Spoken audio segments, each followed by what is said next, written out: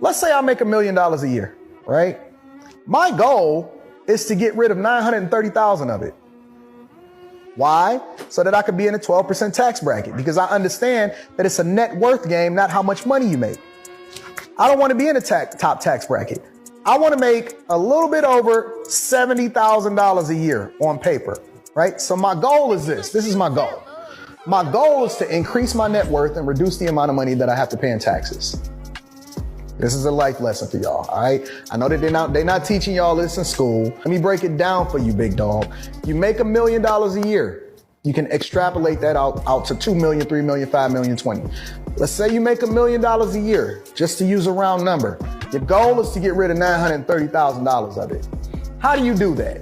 You then invest in things. The government incentivizes business owners, real estate holders, etc., to invest in themselves. Well, why would I do that? Because what it does is it reduces the amount of money I have to pay in taxes, because I can write that off as a business expense, right? The cars that I need to use, the flights that I have to take is in order to be able to, help my business, to do research, to go and look at prospects, opportunities, right? Research and development, investing in cameras, whatever it is that I'm doing, it's a business expense. I can write that off. What it does is it increases my net worth, because it allows for me to make more money, and it allows for me to invest in assets that's going to appreciate over time. So if I pay for this real estate, right? The goal in real estate is not to make money from real estate. The goal in real estate is to get rid of the money and be able to park it somewhere where I know that it's going to continue to increase over time as far as increasing my net worth. So I want to get rid of $930,000 in order to make sure that I put it into something that's going to increase in value.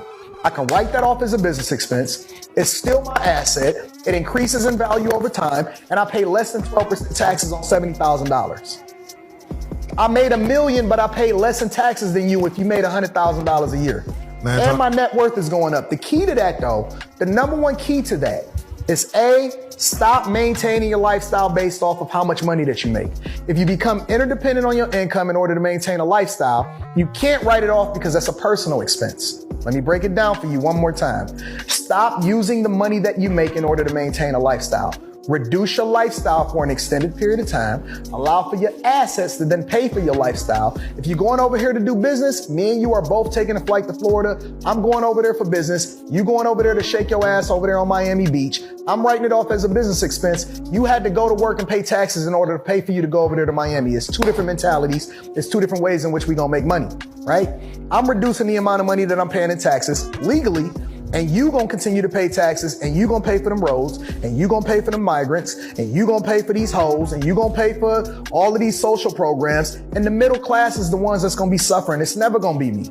I'm never gonna be the one to suffer as a result of what it is that's going on in society. That's what I was gonna ask. You're from Detroit, to where you see the societal situations going on, to where a lot of that stuff is fixed. The schools tax money, the roads tax money. You not want to give more taxes? Nah.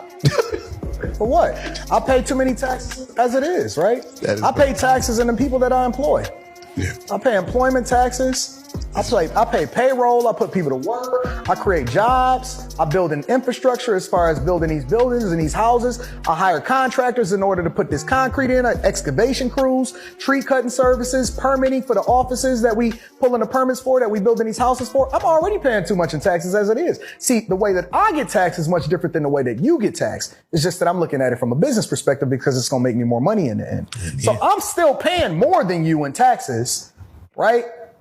We just look at it differently, and it comes out differently.